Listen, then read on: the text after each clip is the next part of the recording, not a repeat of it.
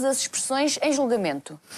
Pode ter a análise, por exemplo, em processo de investigação é muito importante ter esta nesta atenção. fase de investigação. Exatamente, porque a aparição as duas aparições que ele apresentou, de facto, são interessantes do ponto de vista da análise do comportamento não verbal. São ensaios muito interessantes e que estão a ser aproveitados pelos meus colegas norte-americanos, porque o Renato Seabra está no hospital, não está apenas e só pelo facto de ter cometido um crime. Está por estar a ser alvo de investigação, quer clínica, quer de investigação... Não está lá por acaso. Exatamente, pura e dura. Ou seja, interessa claramente aos investigadores verificar o comportamento dele, o comportamento não verbal, o comportamento verbal, a forma como reage a uma situação de tensão, etc, etc.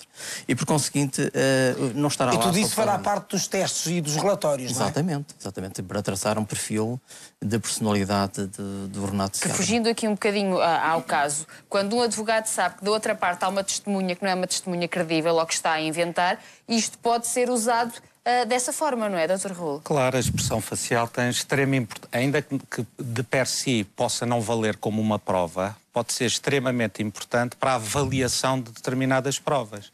Veja que se ele for submetido a julgamento, vai ter um júri composto por 12 jurados, que porventura vão olhar para ele, que porventura o vão ouvir prestar declarações se e quando ele presta essas declarações. E a sua expressão facial poderá ser determinante para a convicção que o jurado forme, no sentido de saber se ele está a falar verdade ou não está a falar verdade. Mas podem os jurados, num tribunal na América, fazer a despistagem desse tipo de coisas? Têm conhecimentos? Nós sabemos que muitas vezes são pessoas que não têm esse tipo de conhecimentos, não é? Aliás, muitas vezes é sempre. Em princípio, na maior parte dos casos, não têm esse conhecimento. Não têm esse conhecimento, mas em última análise... Eu olho para ali e não vi... Eu olho para ali e, sinceramente, tenho dificuldade em ver o que vê o doutor...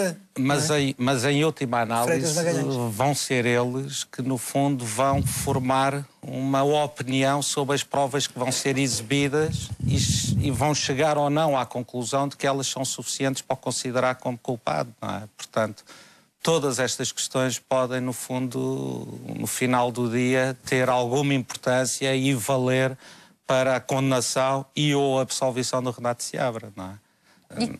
Diga, Dr. Francisco, quer entrar? Não, o que eu estava a dizer é que, de facto... Estejam à vontade, senhor, conversa assim. Muito obrigado.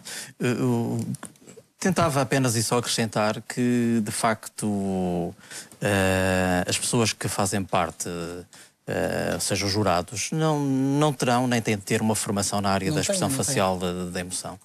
Aliás, até são das mais diversas áreas exatamente, não é relevante que tenham. Até pode ser uma dona de casa. Agora sabem, como eu costumo dizer, sabem ler e ver, o que significa que certamente terão acesso a um relatório na área da expressão facial da emoção, detectando incongruências emocionais.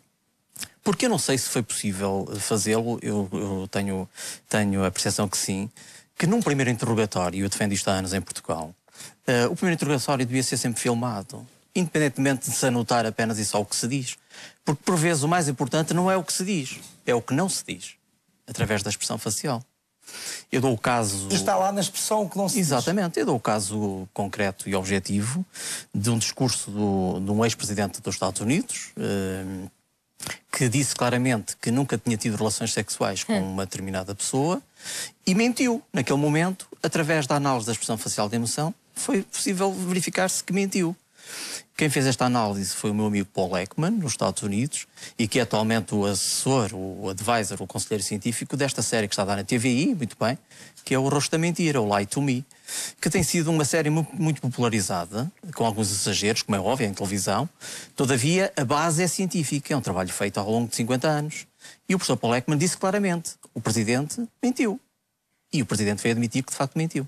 Este deve ser um trabalho apaixonante. É fantástico. Só pode. Claro. Mas se põe aí muita mulher a estudar isso, o marido escusa de mentir para entrar em casa. Não precisa, até porque a mulher detecta mais e frequentemente a mentira do que o homem. Por isso é que a análise da expressão facial, em contexto de interrogatório, deve ser feita, ou devia ser feita, sempre por um homem e por uma mulher. Portanto, somos um bocadinho mais perspicazes nesse... Sim, porque vivem mais e melhor também as emoções. Isso tem a ver com a questão cerebral, tem a ver com a questão biológica. Diga, o senhor foi dizer. Esta questão da expressão facial e da linguagem não verbal é extremamente importante, como disse, na investigação, sobretudo num ato final, que normalmente aqui em Portugal não tem tanta importância como isso, que é a confissão do próprio crime. Mas atenção, já hoje em dia é utilizado e cada vez mais nós temos julgamentos com os jurados em Portugal. E, eventualmente, há menos preparação cultural e, portanto, mais facilmente influenciável, se calhar, do que nos Estados Unidos. E posso dizer que já assisti a vários, e alguns deles fui interveniente, em que claramente houve uma preparação do arguido. O arguido, que era um rapaz novo, que passou todo o tempo com uma posse extremamente... Mas esse é o meu papel do advogado de defesa do arguido, não é? Sim, direito, porque a maioria dos jurados eram mulheres, está a ver? Respondia de uma forma... Fez o ar de coitadinho. Sim, o ar de coitadinho, exatamente. Para explicar aos instintos maternais da mulher, foi absolvido. Em grande parte dos casos, com uma acusação absolutamente ligeira. Mas isso, se me permite, vem confirmar um estudo que nós fizemos no Laboratório da Expressão Facial de Emoção, em que, de facto, o efeito do sorriso, por exemplo, do criminoso, que em penas leves tem influência sobre a decisão, não em penas duras, ou seja, em penas pesadas, não tem influência alguma, mas em penas leves tem. A expressão facial tem essa influência. Mas qual é o poder do sorriso aí? Depende do tipo de sorriso, porque, por exemplo, nós temos os três tipos de sorriso, foi acompanhado, largo, superior e fechado. Mas certamente que era um tema que nos levaria aqui a falar agora sobre o sorriso, etc, etc. Que é uma situação que não acontece no caso do Renato Seabra, acontece antes das situações. Se reparar, ele tem diversas fotografias que nós tivemos a analisar, publicadas, e todas elas são fotografias de pose. E todas as fotografias que são de pose são todas falsas, não é? São fotografias, portanto, de pose, sim senhor, até por causa de campanhas ou da elaboração de um portfólio de fotografias para apresentar em agências de manequins. Vamos lá ver as fotografias do Renato Seabra em que ele está a rir. Não é esta, esta aqui não, mas é uma fotografia também como modelo. Há mais, vamos ver a próxima. Portanto, estas todas são fotografias anteriores àquilo que tem a ver aconteceu. Com a pertença à carreira de modelo. Cá está. E há uma outra onde o sorriso é mais evidente. O sorriso falso. Um sorriso falso. Porque é o sorriso verdadeiro. Onde é que se nota o sorriso falso? No rosto. Aqui é o sorriso falso. Aqui é o sorriso falso. É um sorriso falso. E aqui também. Aqui também? Aqui também. Mas não é, vamos chamar-lhe assim... Contudo, aqui é uma fotografia no âmbito familiar. Mas deixe-me terminar. Quando se fala na questão do sorriso falso, nós não usamos meios termos. Sim.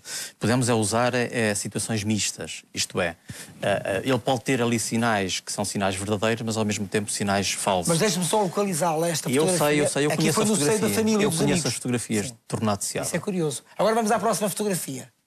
Sim. E esta é para uma campanha. Exatamente. Ou para um portfólio. Sim. Este é falso. Totalmente. Este sim, é totalmente falso. É um sorriso largo, se reparar, mas é um sorriso forçado. Os dentes estão assim. Há uma assimetria da face, ou seja, não há uma assimetria entre a face direita e a face esquerda, e nota-se essencialmente no olhar. Quando é um sorriso verdadeiro, geralmente o olhar fica mais. As pálpebras ficam mais. Mais fechadas. Exatamente. E fazem aquilo que lá em casa certamente podem saber melhor e que chamam chamadas ruguinhas. Os pés de galinha. Isso. E por isso é que eu tenho muitos. Muito bem. Portanto, é essa situação que se verifica quando há ou não um sorriso falso. E essas indicações conseguimos descobrir no livro que traz aí consigo? Conseguem. É um livro sobre a psicologia. Já muito curioso, com uma capa... É um livro sobre a psicologia. Posso mostrar eu, que é mais fácil? Faz favor. Peço desculpa. Vou tendo só que ir mudando um bocadinho, não é? Porque o rosto muda... Aqui ainda não mudou. Não? Não. Tem que mudar. Não? Muito engraçado. Tem as 7 emoções básicas. Chama-se a psicologia das emoções, o fascínio do rosto humano. Este sorriso é falso. Já descobrimos. E aqui tem as indicações claras de como se analisa a expressão facial da emoção. Muito obrigada por terem estado hoje aqui connosco com estas indicações realmente preciosas. Desejo-vos um resto de um bom dia, bom carnaval, se gostarem de o celebrar. Não tem ar, são como nós. Quem gosta de carnaval. É uma boa altura para analisar a máscara. Pois é. Até amanhã. Até amanhã. Boa tarde. Este é um sorriso que não é falso. Estou muito bonito.